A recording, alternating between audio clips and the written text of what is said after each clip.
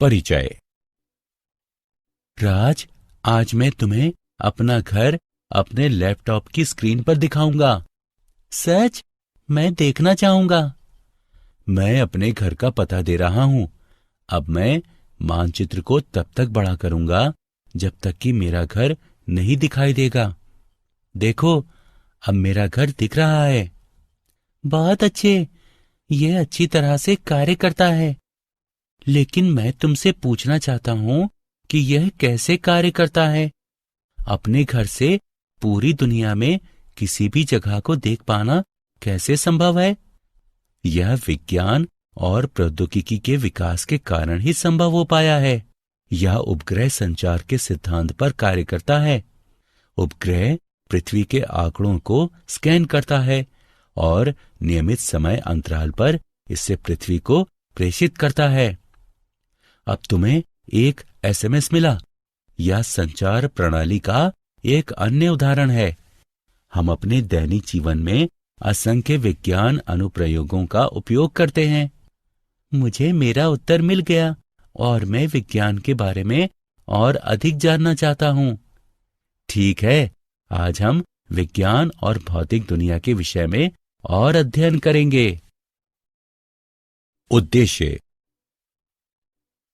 इस पाठ के अंत में आप निम्न करने में सक्षम हो जाएंगे: विज्ञान और भौतिकी को परिभाषित करने में, भौतिकी के क्षेत्र और उत्साह को जानने में, भौतिकी की प्रौद्योगिकी को समझने में, भौतिकी के समाज के बारे में जानने में, प्रकृति में मूलभूत बलों का विश्लेषण करने में, भौतिक नियमों की प्रकृति के बारे में जानने में।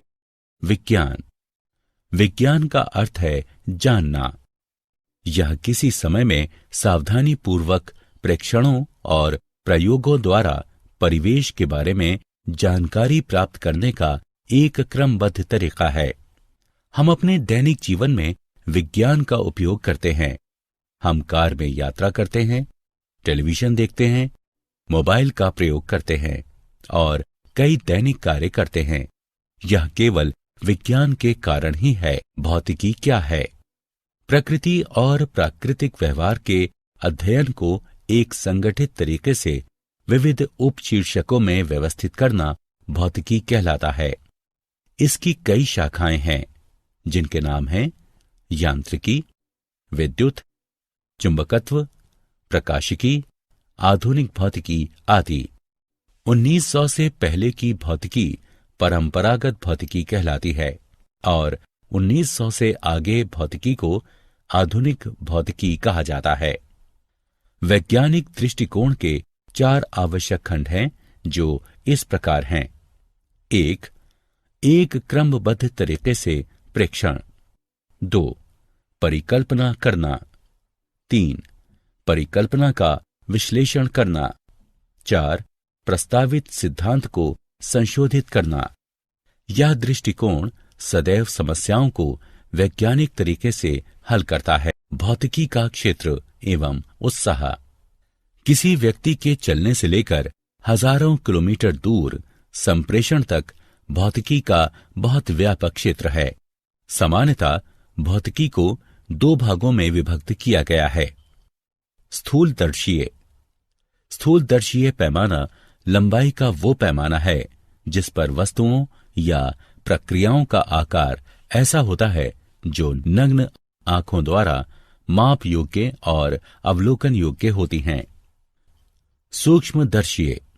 सूक्ष्मदर्शीय पैमाना आकार या लंबाई का वह पैमाना होता है जिसका उपयोग ऐसी वस्तुओं की व्याख्या करने के लिए किया जाता है जिन्हें नग्न आंखों द्वारा आसानी से देखा नहीं जा सकता और जिन्हें स्पष्ट रूप से देखने के लिए किसी लेंस या सूक्ष्मदर्शी की जरूरत होती है।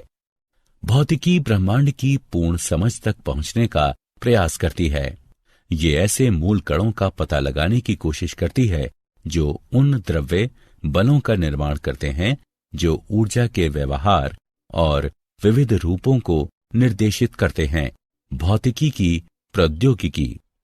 नाभिक और इसमें सन्निहित ऊर्जा का विचार हमें अपार ऊर्जा उत्पन्न करने में सक्षम बनाती है। डिजिटल तकनीक के अध्ययन ने हमें एक कंप्यूटर बनाने में सक्षम बनाया जो कम समय में प्रक्रिया करता है।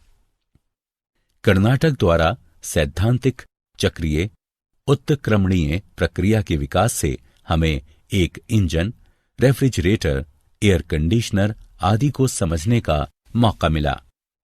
विद्युत चुंबकत्व तरंगों और संचरण के अध्ययन ने संचार प्रणाली को डिजाइन करने में हमारी सहायता की।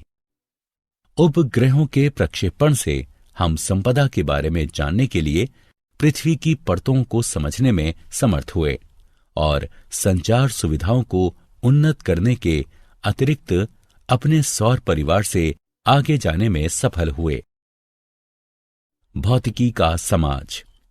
भौतिकी आधारित तकनीक के द्वारा हमारे समाज को बहुत अधिक लाभ मिला है। दृष्टि सुधार के लिए प्रयुक्त लेंस, यातायात के तरीके, सस्ती संचार व्यवस्था, मौसम की भविष्यवाणी, ये सभी प्रगति के कुछ ऐसे आयाम हैं जो भौतिकी के कारण संभव हो पाए हैं। लेकिन साथ ही इसने विनाश के हथियार भी दिए हैं। मिसाइल, परमाणु बम, हाइड्रोजन बम सेकंड के एक भाग में ही अकल्पनीय विनाश कर सकते हैं। प्रकृति में मूलभूत बल। 4 मूलभूत बल हैं जिनके नाम इस प्रकार हैं: गुरुत्वीय बल, विद्युत चुंबकीय बल, शक्तिशाली नाभिकीय बल, दुर्बल नाभिकीय बल। गुरुत्वीय बल ब्रह्मांड में किन्हीं भी 2 वस्तुओं के बीच पाया जाता है। न्यूटन के अनुसार परस्पर आकर्षण बल द्रव्यमानों के गुणनफल के अनुक्रमानुपाती होता है और बीच की दूरी के वर्ग व्युत्क्रमानुपाती होता है। यह स्थूलदर्शी स्तर पर अहम भूमिका निभाता है और सभी बलों में सबसे दुर्बल होता है। विद्युत चुंबकीय बल आवेशों के एक युग्म के मध्य होता है। विद्युत और चुंबकीय बल अलग अलग नहीं होते। तुलना के लिए हम कह सकते हैं कि प्रोटॉनों के एक युग्म के मध्य विद्युत बल उसी दूरी पर उनके बीच गुरुत्वीय बल से 10⁻36 गुना होता है। शक्तिशाली नाभिकीय बल प्रोटॉनों और न्यूट्रॉनों को नाभिक में बांधे रखते हैं। यह सबसे शक्तिशाली बल होता है और प्रकृति में विद्युत चुंबकीय बल से 100 गुना होता है। दुर्बल नाभिकीय बल कुछ अन्योन्य क्रियाओं जैसे बीटा क्षय में पाए जाते हैं और यह 10⁻⁻15 मीटर की कोटि तक की दूरियों में पाया जाता है। भौतिक नियमों की प्रकृति। विभिन्न बलों शासित किसी भी भौतिक व्यवहार में कुछ राशियां समय के साथ बदल सकती हैं, जबकि कुछ भौतिक राशियां समय के साथ नियत रहती हैं। ये राशियां प्रकृति की संदक्षी राशियां हैं। द्रव्यमान, आवेश, संवेग, ऊर्जा चक्र और दूसरी क्वांटम संख्याएं ब्रह्मांड में होने वाली घटनाओं को शासित करती हैं। ऊर्जा संरक्षण का नियम विविध रूपों में पाया जाता है। उदाहरण के लिए आइंस्टीन की द्रव्यमान ऊर्जा तुल्यता की अवधारणा और बंधन ऊर्जा के लिए उत्तरदायी द्रव्यमान क्षति ये पुष्टि करती है कि द्रव्यमान ऊर्जा का एक अन्य रूप है और संरक्षित रहता है। क्या आप जानते हैं 1984 में लॉर्ड केल्विन ने पूर्वानुमान लगाया कि रेडियो का कोई भविष्य नहीं है। उन्होंने यह पूर्वानुमान भी किया कि वायु से भारी उड़ने वाली मशीनें असंभव हैं। ऑप्टिकल फाइबर का आविष्कार 1966 में 2 ब्रिटिश वैज्ञानिकों चार्ल्स काउ और जॉर्ज द्वारा किया गया, जो ब्रिटिश कंपनी स्टैंडर्ड टेलीकम्युनिकेशन के लिए कार्य करते थे। पर्दे पर किसी प्रतिबिंब का सबसे पहला प्रक्षेपण जर्मन पादरी ने किया था। 1646 में एथेनेसियस किर्चर ने हाथ से चित्रित प्रतिबिंबों को एक सफेद पर्दे पर एक मोमबत्ती या तेल की लैंप से प्रक्षेपित किया था। 1876 में अलेक्जेंडर ग्राहम बेल द्वारा टेलीफोन के लिए अपना पेटेंट पंजीकृत कराने से 1 घंटे पहले एलिशा ग्रे ने अपना डिजाइन पेटेंट करा लिया था। मुकदमे के वर्षों बाद पेटेंट बेल को मिला। सारांश। आइए हमने जो भी सीखा है उसे संक्षेप में दोहराएं। किसी समय में सावधानी पूर्वक प्रेक्षणों और प्रयोगों द्वारा परिवेश के बारे में जानकारी प्राप्त करने का एक क्रमबद्ध तरीका ही विज्ञान है। प्रकृति और प्राकृतिक व्यवहार के अध्ययन को एक संगठित तरीके से विविध उपशीर्षकों में व्यवस्थित करना भौतिकी कहलाता है।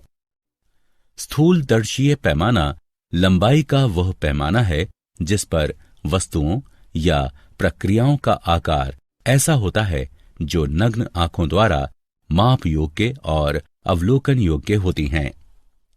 सूक्ष्मदर्शीय पैमाना आकार या लंबाई का वह पैमाना होता है जिसका उपयोग ऐसी वस्तुओं की व्याख्या करने के लिए किया जाता है जिन्हें नग्न आंखों द्वारा आसानी से देखा नहीं जा सकता और जिन्हें स्पष्ट रूप से देखने के लिए किसी लेंस या सूक्ष्मदर्शी की जरूरत होती है। गुरुत्वीय बल ब्रह्मांड में किन्हीं भी दो वस्तुओं के बीच पाया जाता है। विद्युत चुंबकीय बल आवेशों के एक युग्म के मध्य होता है। शक्तिशाली नाभिकीय बल प्रोटॉनों और न्यूट्रॉनों को नाभिक में बांधे रखते हैं। दुर्बल नाभिकीय बल कुछ अन्योन्य क्रियाओं जैसे बीटा क्षय में पाए जाते हैं। कुछ भौतिक राशियां समय के साथ नियत रहती हैं। ये राशियां प्रकृति की संदक्षी राशियां हैं।